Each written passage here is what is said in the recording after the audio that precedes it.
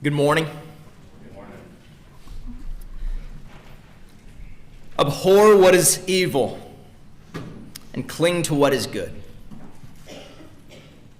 Abhor what is evil. Cling to what is good. I can hardly get my head around how much is in that statement. So many things are implied, so many things sit beneath the surface of the statement. There are so many presuppositions on which Paul builds that command. It's not just a command to us, but it's settled on top of a worldview that I want to get to that bottom level first this morning in what's implied, what undergirds that command to abhor what is evil, to hate. The word means to hate with a vehement hatred, to have the greatest, supremest disdain for something. It's only used once in the whole New Testament, only once in the whole Bible, and it is the strongest form of hatred that can exist, the word that he uses. Hate what's evil. Hate it. Don't just be apathetic toward it. Don't just be passive about it. Don't just say, we don't participate in those things, but actually hate it. We're being commanded to do that, and we're being commanded to cling to that which is good. This morning I want to get some implications from here, and then next week some applications. But we're getting down to the bottom level, and the reason why is because the world that we live in, the time that we live in, is a world that is questioning the presuppositions that undergird the command. The command makes sense in a world where certain things are presupposed.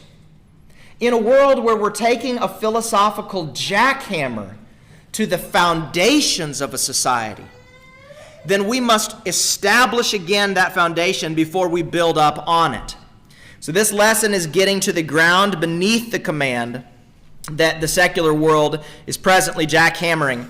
The first implication, and I have three of them in this command to abhor what is evil. These two commands, they're actually participles, but they're functioning as imperatives. But abhor what is evil, cling to what is good. Three implications I want to get to the bottom of. The first one is that there is in the world an objective standard for that which is good, and there is an objective standard for that which is evil. Where do I get that from? Well, notice he doesn't say abhor what you find to be evil. He doesn't say abhor what you think is bad or what feels bad to you. What he says is abhor that which is evil, objectively. He doesn't put that which is evil to you. He doesn't say cling to that which is good to you. He just throws it out there as an objective matter of fact that there's such a thing as evil and there's such a thing as good. And I think the real hitting point is that he speaks of this as a reality that is outside of yourself. We're not fully aware of how much we've bought into the idea that good and evil are essentially the bringing out of the inner feelings of a man. That which is evil is whatever it is that feels bad or seems bad, and whatever is good is that which feels good or seems good. And yet Paul says these are realities that are actually outside of the person. So in the world today, good and evil are subjective. What that means is good and evil are to be decided and understood by the subject, by the individual. Objective means there's an object of it. Here's good and Here's evil, and here I am. And Paul says, abhor that which is evil. It's something there, but it isn't you. See how he speaks of it? And then he says, cling to what is evil. Or excuse me, cling. He doesn't say that. Doesn't say that at all. Cling to that which is good. Cling to it, which means it's something that I can get my hands around, but it's not me. I can grasp hold of it, but it isn't me. These are realities outside of the person. That's what I mean when I say there is objective good and there is objective evil in the world. And I want y'all to know that my conviction and why I have been called and what I believe my job as the preacher here is to do is to shape minds with a truly Christian worldview. A view of the world that is so informed by Christ that we operate on that basis. In everything that we do, wherever we go, we operate on this Christian worldview. I don't want, and the elders don't want, we're in tandem on this, we don't want a group of people that have a hodgepodge mismatch of Christian rules that we've kind of strewn together and said, that's what it means to be a Christian. What we do want is a people whose eyes and minds and heads have been shaped and oriented through a proper theology to see the world rightly. And the foundation, the ground level is knowing that there is such a thing as good and evil. Now, this is where it starts, or this is how it manifests itself. Here's how that works out in the life of a Christian. Upon that assumption, upon that ground of knowing that, when you leave your house, what it means is you know I can't just do anything that I want to do. I can't just go into the world and be whatever I want to be. And so the things that I dream of and the things that I'm planning and the things that I wish for and the things that I will, those have a place subject to this order that exists above it, namely that which is good and that which is evil. They're subject to that. They're subject to that which is good, and they're subject to rejecting that which is evil. When I leave the house, I know I can't just do anything. But also this reality, here's where I really think it hits where the rubber meets the road for the Christian today. This reality of an objective good and evil, it hits reality once we understand that there's a difference between how I feel and what is right. There's a big difference between those two. That's paramount in this world, is learning to differentiate between how I feel about this or that and what really is this or that. This is the difference between objective good and evil and subjective good and evil. The Christian knows, the Christian operates on this ground. I might feel that something is right, and yet it may be wrong. I might feel that something is wrong, and yet it may be lawful. It may be permitted. It may be right. But the Christian understands, this is why I'm hitting this term objective. There's a real standard that exists, and it isn't me. I come into the world, and it's my duty to bring myself under that. Existence does not precede essence.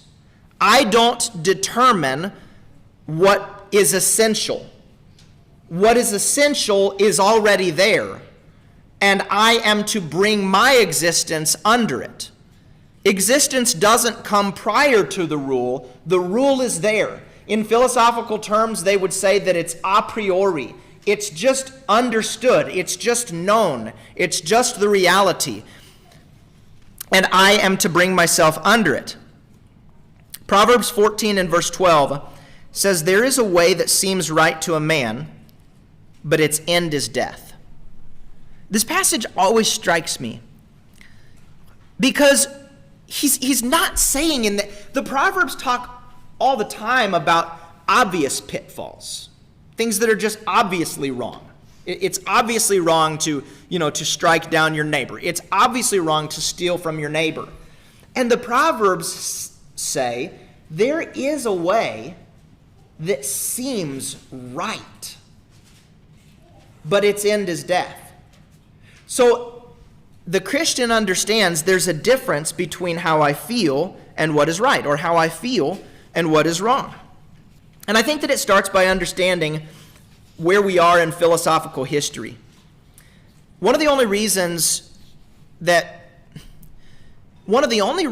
why the world today thinks that the human feelings is the basis for morality is because of a long line of philosophers who chipped away at that groundwork that everybody for ages before knew. There's good and there's evil, and it's there. And philosophy's always been concerned with what's good, what is good. Well, let me read to you a quote from Carl Trueman's book, The Rise and Triumph of the Modern Self. He says, the seeds of today's moral anarchy, where personal emotional preferences are constantly confused with moral absolutes, is thus to be found in the 19th century.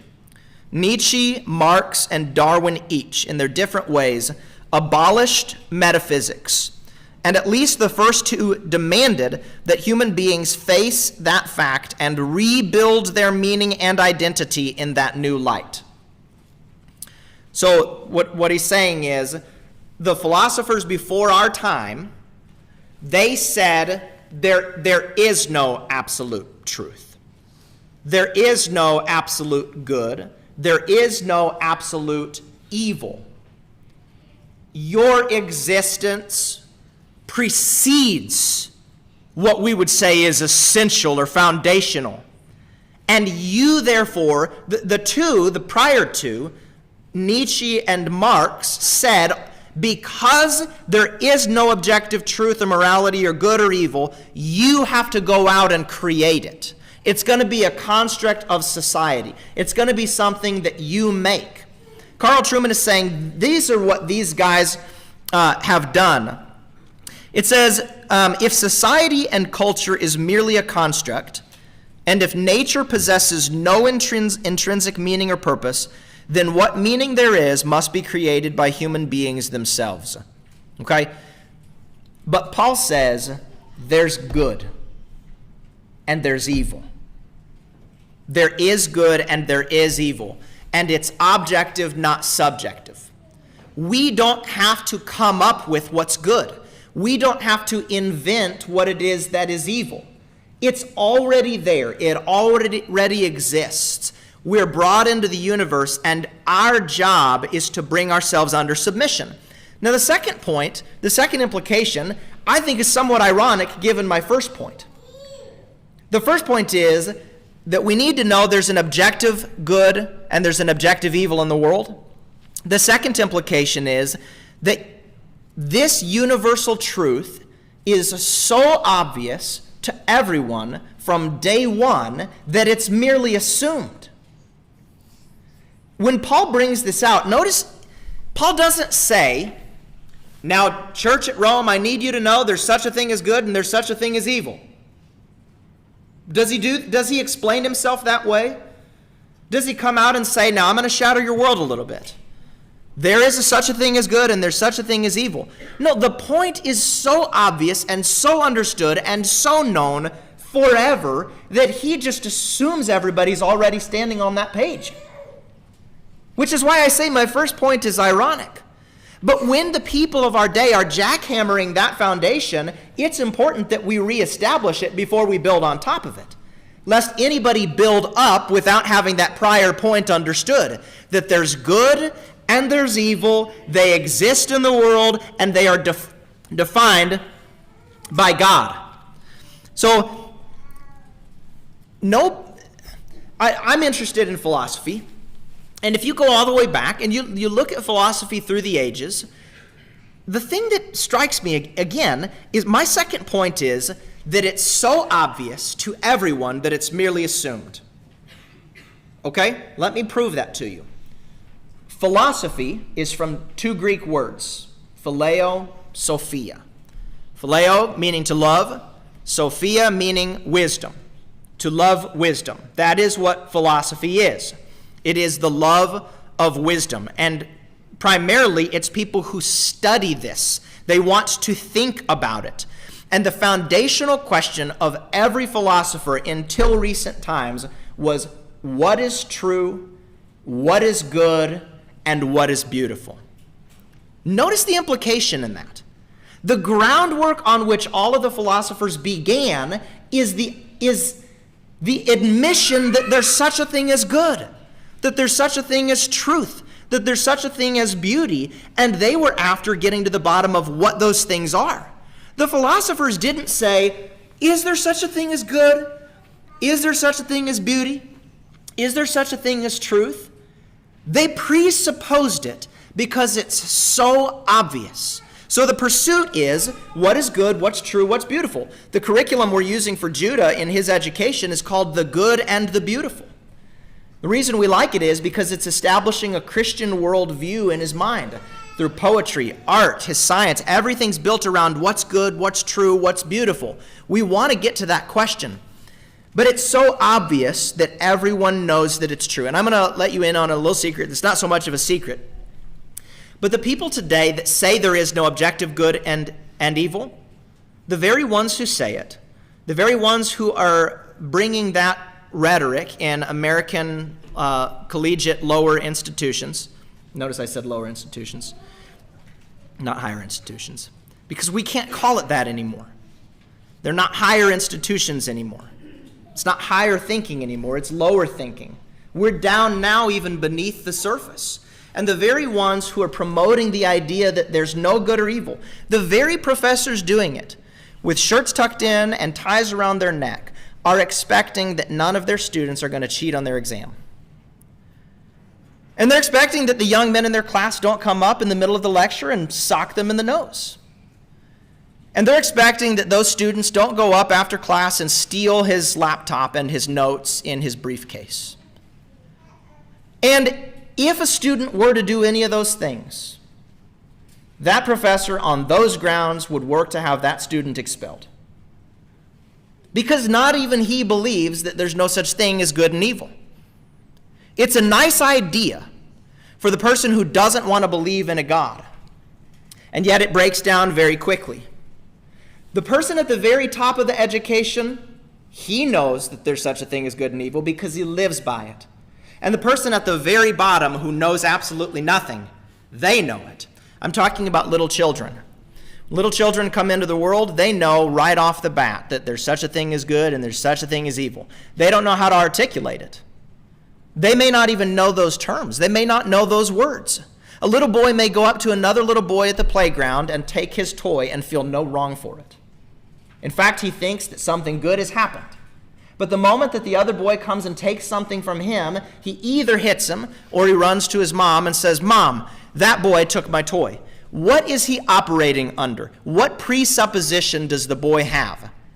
That he's been wronged, that something about this isn't right. He knows you're not supposed to take things from other people, and that's why he feels wronged about it. So what I'm saying is, this reality is so obvious that the people at the top and the little children all understand it. Everyone knows it, even the ones who say that it isn't a reality. But the point needs to be established. And lastly this morning, the third implication of Paul's command to abhor what is evil and cling to what is good is that the standard for good and evil is unchanging. That which is good 1,000 years ago will be good 1,000 years from now. That which was evil 2,000 years ago is evil today.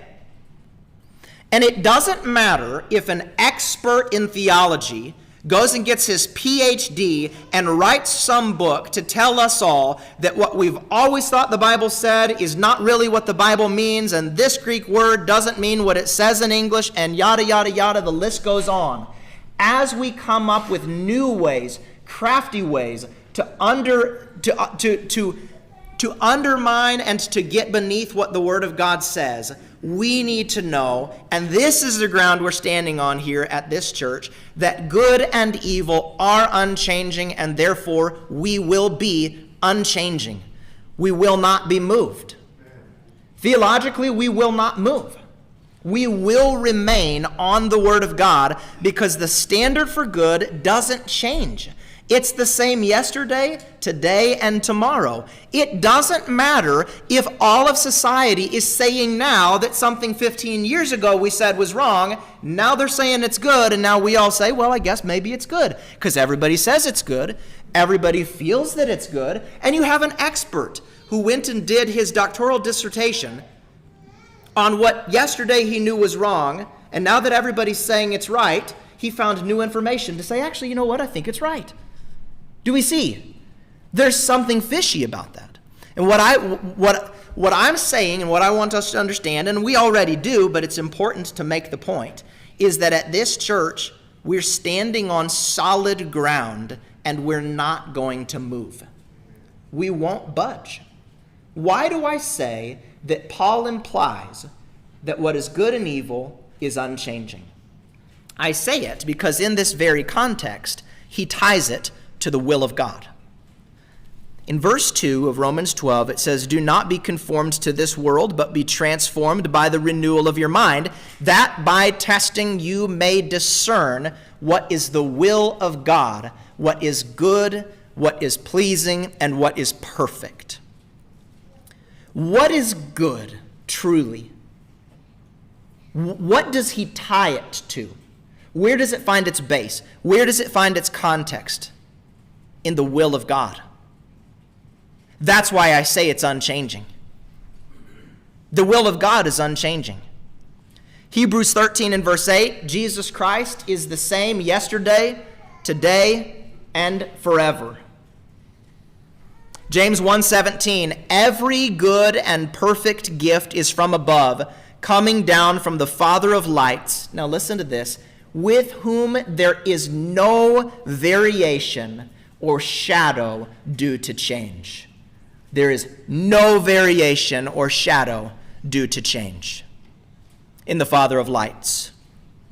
Malachi 3, 5 through 6. God says, "I will be a swift witness against the sorcerers, against the adulterers, against those who swear falsely, against those who oppress the hired worker in his wages, the widow and the fatherless, against those who thrust aside the sojourner, and do not fear me, says the Lord of hosts, for I, the Lord, do not change. What was wrong yesterday will be wrong tomorrow." So here at this church, wherever the world happens to go, and by the way, the world goes up and down, left and right, backwards, forwards, inside and out, upside down. We're not moving. We won't budge. I want it to be known that this is going to be a place where the leadership here stands on solid ground, and as the world says, what was wrong yesterday is right today, we are not going to move on it. You can rest assured of that. By the grace of God and by the strength that he supplies, we will not move. I'm very struck by the big American corporations. They're driven by the rabble. They're scared to death of the opinions of the crowd. And 15 years ago, and you all know this, and so do I, 15 years ago, there wasn't a single American corporation that put a rainbow flag up on its logo. Why not? It wouldn't have been profitable then. The corporation, driven by greed, driven by profit, shapes itself to the desires of the mob, because there will be no profit if it doesn't do what the mob wants. The church is not that way, and we can't ever let it be that way. And here's my point. faithfulness to God is more important than church growth. Amen? Faithfulness to God is more important than popularity. Faithfulness to God is more important than having the approval of our peers. The problem is that sometimes we think that church growth is faithfulness to God, and it isn't. None of us has been tasked with growing the church. Paul planted, Apollos watered. Who gave the growth? Wasn't it God? Who gives the growth? And where does he do it? Does he do it in thorny fields? Does he do it in shallow fields where rocks are beneath the surface? Does he do it in fields where the sun will come out and immediately scorch it? Where does God bring the growth? In good soil, where there are no rocks or thorns or anything for competition. But who brings the growth? It's God. God does it. Our task as a church isn't to grow the church, but our task is to be faithful to God. And if there's church growth on the basis of being faithful to God, it's going to be the kind of church growth that's not going to burn up. It's going to be the kind of church growth that's going to last through the ages. So God's standards never change, and neither shall we. So abhor what is evil, cling to what is good. The ground that those commands stand on is, number one, that there is such a thing as objective good and evil. Number two, that point is so obvious that it's merely assumed. Everybody knows it. And number three, that standard doesn't change. So next week we're going to start looking at what does it mean to abhor what is evil? What does it mean to cling to what is good? And I want you all to be thinking about that as we go into next week. The call this morning is simply be renewed in your mind in this way. Just by knowing and accepting there is right and wrong, and I don't get to define it. It's my job to bring myself under submission to it, always and forever. Let's stand and sing.